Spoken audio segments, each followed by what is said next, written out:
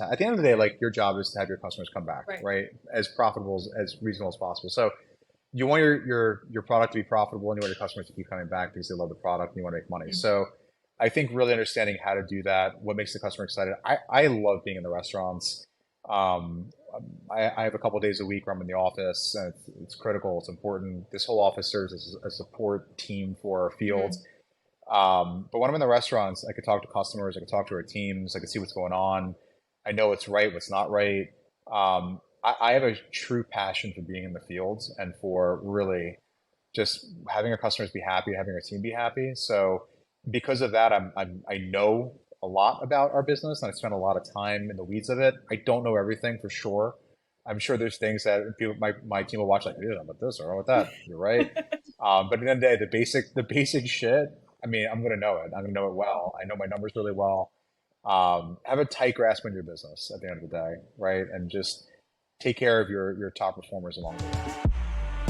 Welcome to the Art of Franchise Marketing. Each episode takes a deep dive into the franchise space and explores how the biggest and best brands handle national branding, franchise development, employee recruitment, and localized marketing on a daily basis. This podcast is brought to you by NetSertive, a localized digital marketing partner for franchise networks. NetSertive's Madeleine Park talks shop with franchise executives to discuss what's working, what's not, and answers the question, what else can you be doing to excel at the art of franchise marketing?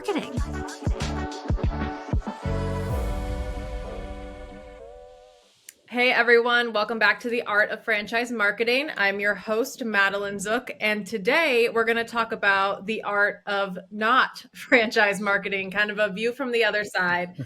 Today we've got Justin, the founder and CEO of Honeygrow. Justin, thanks for coming on and talking to us.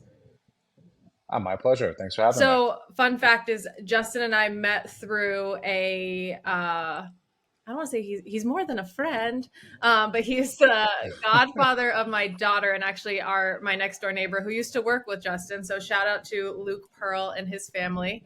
And if I don't say go Michigan, then he'll probably shun me. So there's your shout out, Luke. Yes. There you go. And What's up, Luke? Been a I while. was talking to him and he was like, nope, Justin was always on the side of not going to franchising, having more of that Chipotle model because of your focus on that customer experience. So we're going to talk about all of that. But before we get into that, Justin, tell us who you are, how you got into Honeygrow, and kind of where you're at right now.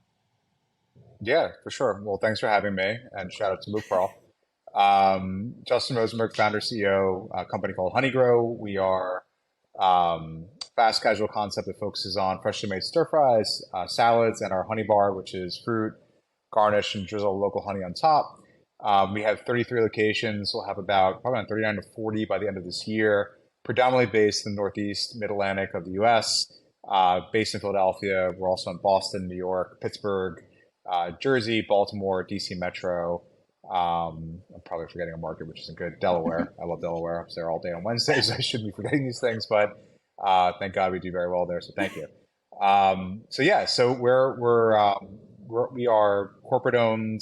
We have private equity sponsorship for our growth, and we certainly have discussed franchising in the past, and certainly would rule it out anytime soon. But as of right now, it's simply something we haven't done. So you talked to me about some people on your board of advisors are in franchising and have actively pushed for that. So what does that conversation look like? Yeah, they've found a lot of success with it, and notably with Five Guys. I mean, incredible success. So it's a conversation we always have. Is it worth doing? Is it not worth doing? When's the timing? And as of right now, I think the discussion is we have a model that's working, and just have decided not to do it. And I certainly, like I said, I would never rule it out. I mean, if it was the right option for us to do, and it made sense for me and the board and the team and the investors, for sure, we would certainly do it. But again, it's just we got here without needing to do it, and the model's working. Don't fix what's not broken. Pretty much. We have a good model. It's less than a 2-year payback. So once we get that payback, the cash flow for us is extraordinarily strong. And there's certainly tremendous benefits of franchising as well, right? I mean, I have a lot of friends that have found a ton of success as franchisees. Some guys own over 100 units of whatever concepts or combined concepts, and they do really well. So there certainly is the allure of being a franchisor, but as I said, just don't think we're there yet. I think what we're doing is working, thank God, and just keep copying and pasting a model that's functioning very well. So, talk to me about how Honeygrow started. Why did you go into the restaurant business? Because you were not a restaurateur, or I don't say restaurant, but fast casual beforehand. And then that initial choice, because it makes sense now. We're successful. We don't need to franchise. Let's not throw 100 more cooks in the kitchen. But initially, I'm sure, that wasn't quite it as you're building your startup. So, talk to me about that process and then that initial decision of, I don't want to franchise because XYZ. Yeah. So we gave this guy Luke Pearl a shout out a couple times. So Luke and I used to work at a company, Pennsylvania Real Estate Investment Trust. Together, we are both in asset management, grinding away on numbers and really just doing a lot of stuff that involved shopping malls, predominantly on the East Coast. My properties were, like Western, Central Pennsylvania, and down south from Alabama, North Carolina. So really got to see a lot of different concepts throughout more or less the country.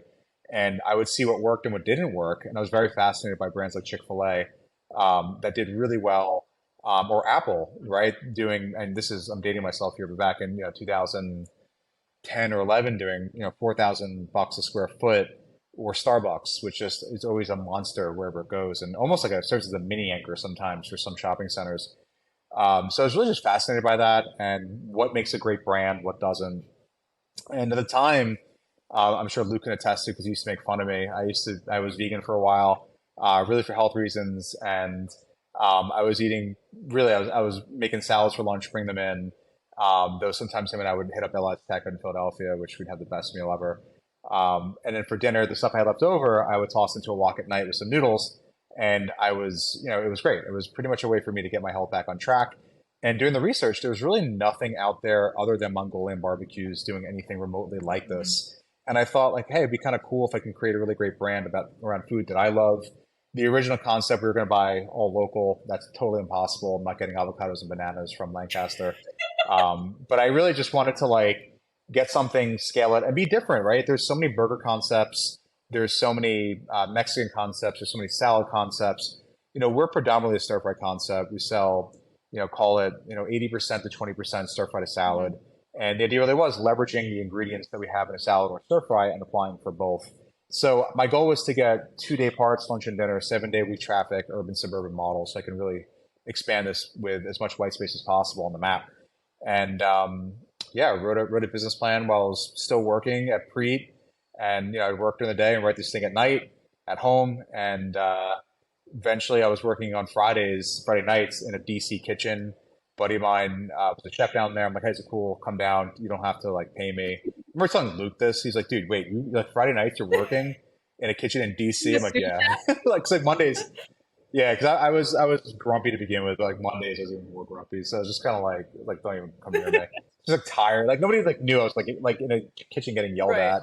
at, for free, and then coming back up north and whatever. So did that, and then really just went to find financing and pitched over a 2-ish year period, 94 people, and 94th guy thought it was a good idea. He brought somebody else on board, negotiated a lease out of my cubicle, and got our first location, which is Center City, Philadelphia, and left Preet, opened Honeygrow, made every mistake imaginable as the GM running it, figured it out pretty quickly, and then we did a second location 7 months later in Bala Cynwyd, Pennsylvania. At that point, I knew what I was doing, and things were tight, and the brand was working, and it took off. So That's early days. awesome. And did you always have the name Honeygrow, or did that come later with more professional branding, or were you right off the jump? Yeah, no. So no professional branding. I'm a creative at the end of the day, and I was like, Honeygrow is a plain words of honest eating, growing local. The honest eating was the idea of we're going to be the first brand that you can see create your own stuff, all the stir fry being made fresh in front of you as you're waiting for your food, and where everything was coming from. And the growing local really was that original idea of hey, I want to buy this everything local, but we do buy as local as possible. And really the thinking on the marketing side, the integration we have with local communities. So that is the play on words. Honest eating, growing local is an amalgam of words for Honeygrow, which not too many people know, and I don't think we do a good enough job communicating. So we'll work on I that. love that. Yeah, because I did not. I figured it was just like a play on what you're eating, but no, I like that it has a deeper meaning as well. We talk a lot to brands about having their mission and their core values, and being able to relay that back into what the brand name is pretty rare. So that's really cool. So because you wanted this local connection, did that play into you not wanting to franchise right away? Because I feel like you made this baby from the ground up, and the thought of franchising, for that, you either go one or two ways on the spectrum. One, you're like, oh, this is going to be a great way to make a shit ton of money really fast, Right. or it's, oh dear God, I'm not bringing in people to take my brand that I work so hard for and grow it on their own. Like, I don't even know these people. So clearly you fell on the other side of it.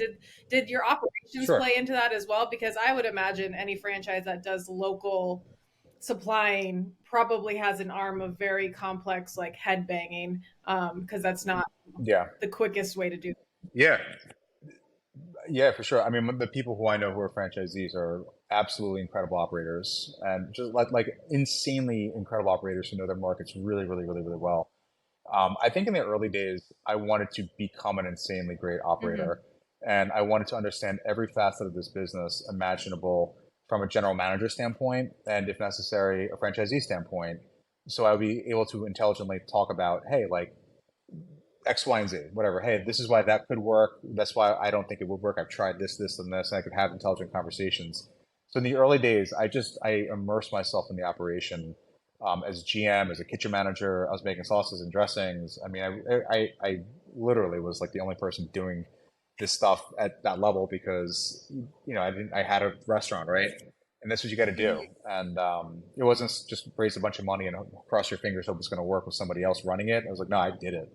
And the intention truly was, if we were to franchise one day, I want to be able to operate this thing or at least communicate this effectively.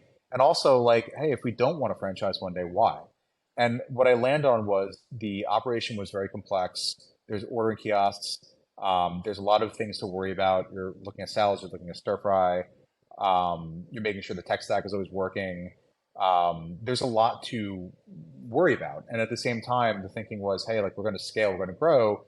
I know it would be harder to remove a franchisee during these early days than it would be a GM. So as we grow and evolve and change and really work out what the model is, I wanted to make sure that before we gave it to somebody else, we really had an understanding of what that was and create a strong foundation for someone else's success down the road.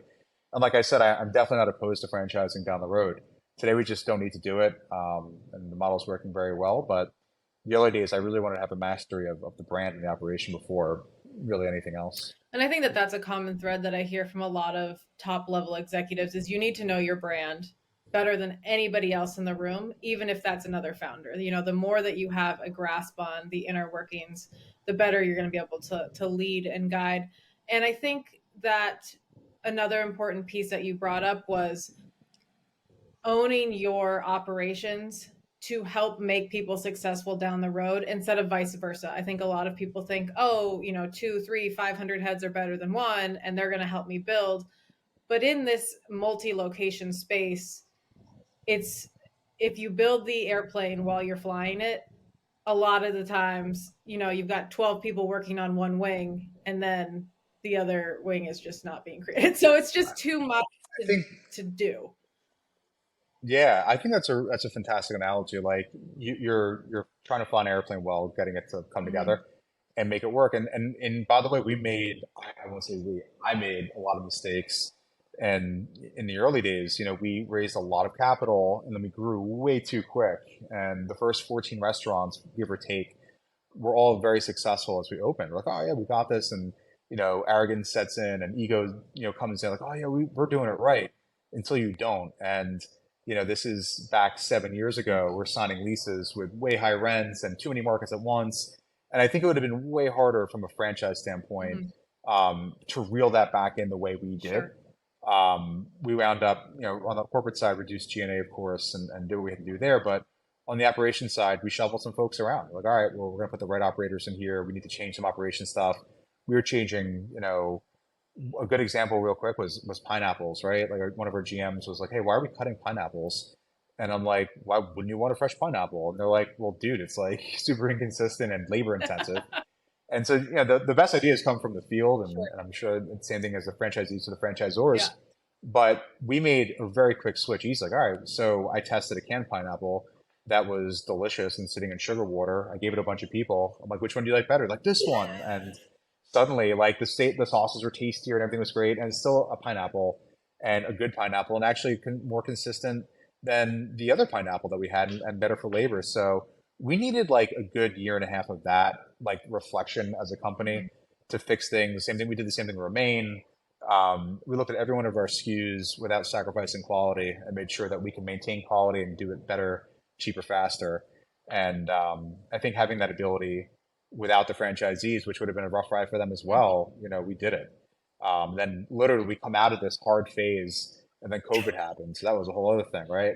But by thank God, by July, August, we were doing okay. I love when I talk to all the different brands here because the things that you never thought you'd say, like, oh, I really had to test the pineapple. Or like I was talking to Domino's the other day and they were like, listen, the drama around the thin crust, you would never know. So it's just, fun industry thing. So, okay, so you What? come out of that, Oh, you're getting a grip on your operations. How the hell did you yep, guys survive COVID? Because that right. restaurants got hit probably the hardest, I'd say. Yeah, we when COVID, like, everyone has their COVID story, right? But like, we just got out of going through the shit, and it was a transformative, like, Bud's Navy SEAL training for executives of Honeygrow. Right. It was just like, whoa, like it wasn't even like Bud's, it was like live fire, obviously. It was hard, and we did it, and I'm really proud of our team. We came through the side, which was really hard. Hmm. So we get out, we're like, all right, we see the trajectory, we see where we're going. We're about to raise some capital again, do a fundraise, and suddenly I was at the dinner with somebody, and I'm like, dude, like I'm getting alerts about literally the NBA is canceled, like trips to Europe is canceled, like what's going on here? And uh, Trump gets on talking about what's going on, shutdowns. We're like, what the fuck? So next day, we're like, all right, guys, do we stay open? Do we not stay open? And we said, all right, we're going to stay open. Our teams wanted to stay open too. We said, hey guys, some GMs, like, what would you like to do? What do you feel safe doing? And remember, back in March, like you don't know if, like, I mean, my wife will kill me for saying this to the world here, but like, you know, like you didn't know, she was worried, like, could you get it from eating food, right? Like everyone was buying groceries, and Yeah. like, I'm coming home, like throwing my clothes right away in the washing machine before anything, because you didn't really know what was going Right. on. And I gave so much credit to our team. Like they're like, no, we want to work. We got to work. And I was like, all right, we're hopefully not going to run out of money, but we'll keep open. Let's do Yeah. it.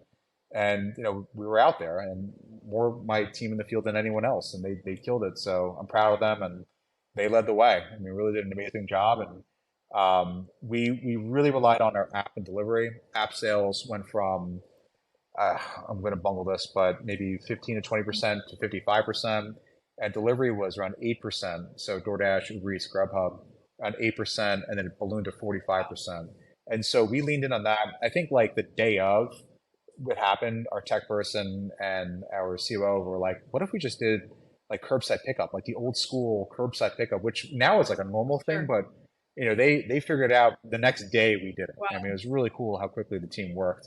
So they got after it, and just no BS. You got a good team. You get to where you need to be, and we push hard. And by July, August, relying on those third party delivery sales and the team and everything else, we were back into a realm of EBITDA positive as a company. That's So incredible. just pushed. Yeah, we're very very fortunate to have a product that did okay on delivery at the end of Yeah, the day. I would say too, because I think when people you go to a restaurant, you get a menu, it's easy to be like, oh, I'm not going to get the healthiest thing because I'm here. But when you're at home Right. and people might not feel safe going to, the grocery store, or they're just bored of cooking or don't want to cook, you can't eat the burgers every single day. I'll let you know that from experience. Eventually, you're like, give me something that's delicious but also good for me. So I think that was a really great niche for you guys. And then also, I like what you said about, getting after it and leaning in, because I think a lot of times these franchise brands forget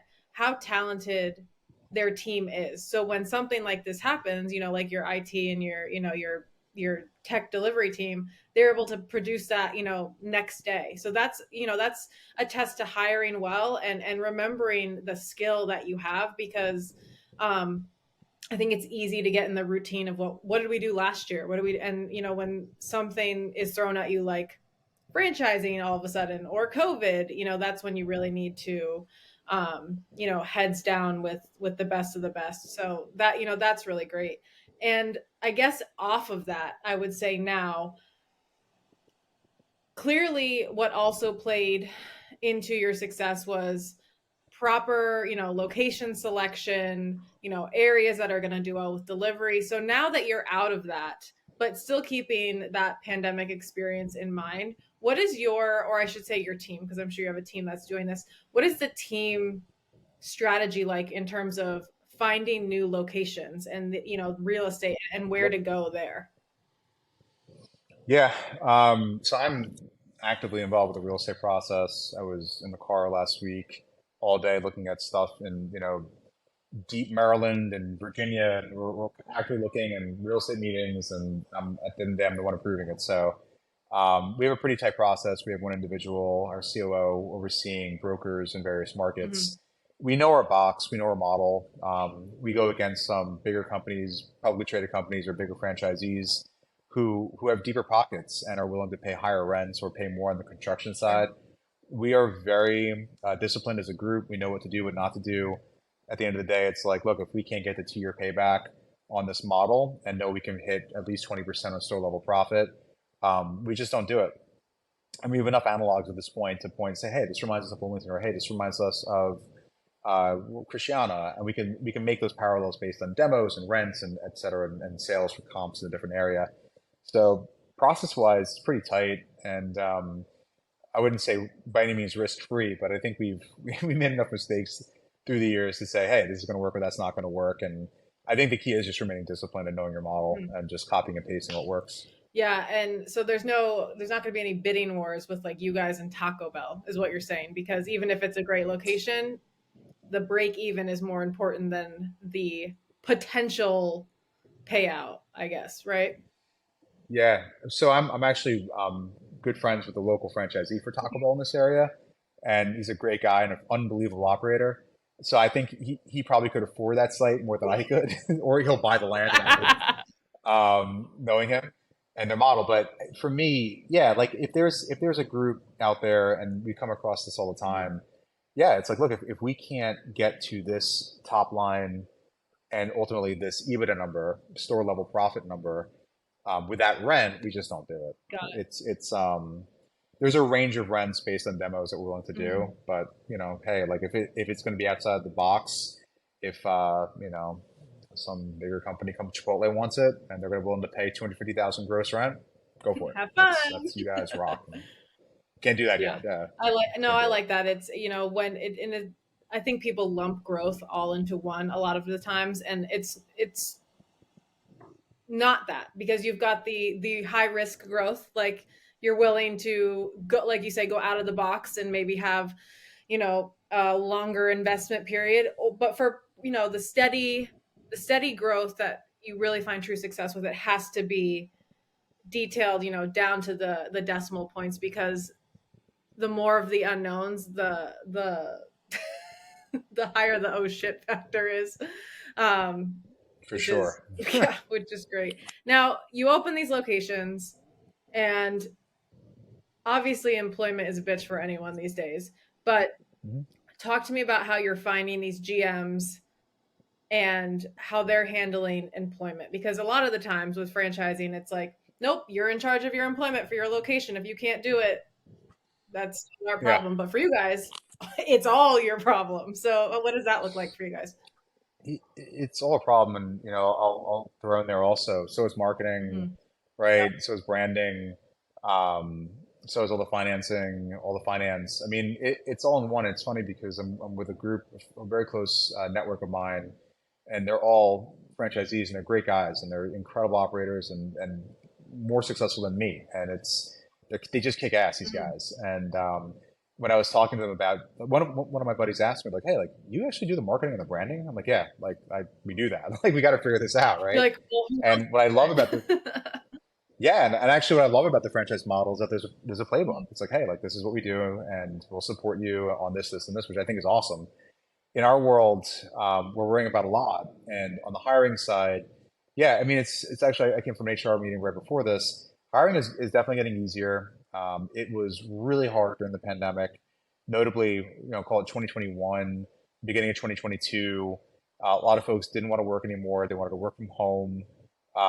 You had people who never were in the restaurant business, suddenly working in the restaurant business to just try it out. You had folks getting sick, be it with whatever, Mhm. but quite often it was COVID and they just couldn't come in. So we were closing restaurants temporarily because we couldn't staff the restaurants. I mean, it was a really tough time for the restaurant business. And like anything else, you just got to dog through it. You just got to push through it. So we did.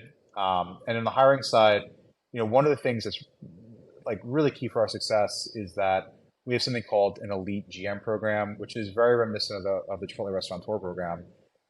We just took some elements of that and said, hey, like, how do we at the end of the day make it so our GMs, I mean, the GM is the most important person working in the restaurant. We want to make sure that person knows that, and we want to make sure this person can build these really, really great teams of Mhm. people, kind of like A teams of folks who are essentially empowered to just exceed the expectations of our guests and the team and just kill it. So we created a program, the Elite GM program, and we have two folks certified now. One guy's in Boston, one guy is in Rockville. We have one individual who's about to get certified here in Philly, in the Philly area. And when you walk into those restaurants, the turnover is bupkis. The food tastes great. The numbers are incredible. The team's great. Like the GM could be out of the building for a week, and the team is so good and they care so much that the restaurant just runs itself. And that's the question. The question then becomes like, well, how do we do that for all the restaurants? And the cool thing is, it's a pipeline really for future GMs. Mm. So probably in the next 2 weeks, I'll be certifying another one of our restaurants. I'm really proud that restaurants outside of our home market did it first. I mean, we really have some great DMs and regionals that take care of these Yeah. things, and the GMs are awesome. I mean, this is a great team. So we're about to do this in Philly and possibly Maryland very soon as well. But at the end of the day, it's the four-wall culture, and that culture is created by the GM. And there's no bad teams, only bad leaders. So if you have a bad leader, they're not going to get rid of the low hanging fruit. They're going to let some bad habits creep Mhm. in. They're going to keep low performers on the team. Whereas, a great leader is going to make a team of top performers who genuinely care about the success of each other in the restaurant. And that's something that, we're doing now. And to be honest, it took a long time to get there, to get the buy-in from the team. The GM's like, this is bullshit. Like, we don't really care. Like, we're like, fuck Mhm. this. And some left. And then we replaced them with folks that cared, and magically their sales are up and profits up. And I wonder, well, is that something we could do in the franchise system? I'm not sure. Mhm. I mean, I can tell you internally, it's so hard to do, and we finally got the flywheel moving. But if we had to get a bunch of franchisees on board who have their own methods to really execute using our playbook, I don't know. I mean, it'd be something that I'm not sure would work because again, these folks have found a ton of success in different areas and different approaches. So, yeah, Yeah, and I think that there's, yeah, like a two-way for that, because I know that there's franchises listening going, "Yep, that's a great idea. I'm going to make a management program for whatever brand it is."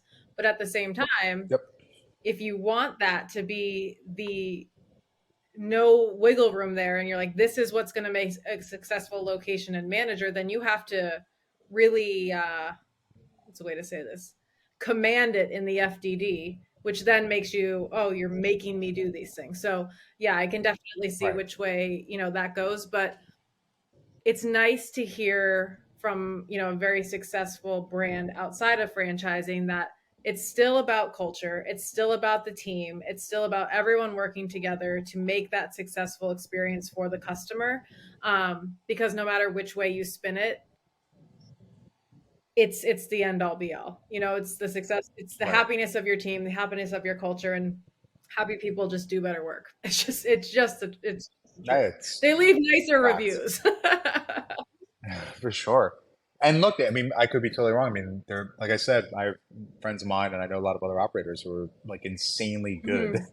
and they can come on board and make us better, Sure. right? So I'm never fully opposed to franchising as of right now, but I wonder if that at the culture that's very genuine for us, if that's going to be replicated appropriately, if we went down that road. I'm not sure. Yeah, and I think that that's a question, whether you're outside of franchising and looking in or vice versa, is that a multi-location culture is hard enough when it's, you say four walls, but it's hard enough when it's in your house, let alone when it's, Right. multi-location, multi-region, multi-country. So I think that will always be a struggle, but the fact that you have a focus on it, that there is a focus on it, like you said, that there's just a way to grind through it. So well, Justin, thank you for coming on. And before we go, I have a couple quick questions for you that I like to ask off the cuff. So if you had a piece of advice for someone looking to be an entrepreneur, open a brand, wants to have that success of Honeygrow, what would be your biggest piece of advice?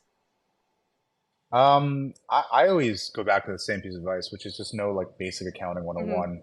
It sounds funny, but like a lot of people jump into something without realizing how to monetize it and what to look for and understanding cash. And there's old school thinking of just, hey, looking at your bank statement, I'm doing okay, versus like really understanding what a simple P&L can look like. And you can do a P&L easily in QuickBooks these days and just push the buttons and boom. So I always recommend that. There's a big difference of your bank account number versus your statement of cash flow. Get a grasp on that, especially if you're looking to scale. So you heard it here first. I will not be opening a restaurant because I can't do math. Like I just can't do it. It just never. I was like, I'm really good at marketing. Anything else, don't ask. And anyway, and then your last piece of advice. Give me a good piece of advice for someone who's entering the restaurant QSR world, or maybe is new to it. What is something from like in the weeds that's industry, that could be industry specific advice?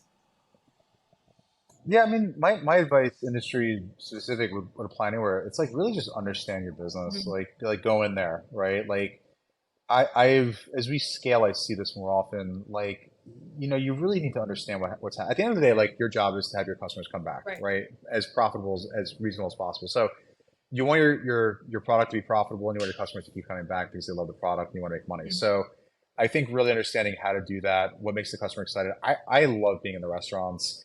Um, I have a couple of days a week where I'm in the office, and it's critical. It's important. This whole office serves as a support team for our field. Mhm. But when I'm in the restaurants, I could talk to customers, I could talk to our teams, I could see what's going on. I know what's right, what's not right. I have a true passion for being in the fields and for really just having our customers be happy, having our team be happy. So because of that, I know a lot about our business and I spend a lot of time in the weeds of it. I don't know everything for sure. I'm sure there's things that people, my team will watch like, yeah, about this or about that. You're right. But at the end of the day, the basic shit, I mean, I'm gonna know it. I'm gonna know it well. I know my numbers really well.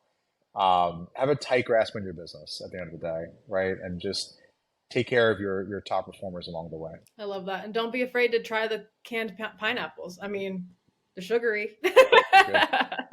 um, Listen, I made one with it, one without. Nobody knew what I was doing. I'm like, which one do you guys like better? Like, dude, would you change the sauce? It's so good. I'm like, nope. no Canned sugar. pineapple. Like, oh, That's like my kids who yeah, tried soda for the first time. They're like, "What is this nectar of the gods?" I was like, "It's called water with sugar." But well, we are. right. It's like bubbles. Well, Justin, Nectar thank of the you gods. for coming on. We're all, I'm sure. I mean, when I did a promotion for this, everyone was like, "Honeygrow, no way!" So, we're all big fans of Honeygrow. My nanny's waving at me in the background, going, "What is her?" She has a sign. Bring back the green smoothie is what her sign says. Jeez, OG. Wow. Green smoothie. That's OG. That was a good Yeah, smoothie. That was good. Yeah, that was so the she Kealata. speaks that language. All right. Well, Just Justin, banana. That was a good thanks one. so Yep. much, and I'm sure we'll be in touch, and we'll look for Honeygrow's growth in the near and far. I don't know how you would say that. Just the future. Sure. Well, thank you for having me, and always a pleasure talking to you. Thanks for listening to The Art of Franchise Marketing. This show is brought to you by NetCertive. We help franchise brands and multi-location businesses run localized digital marketing at scale. To learn more, visit netcertive.com.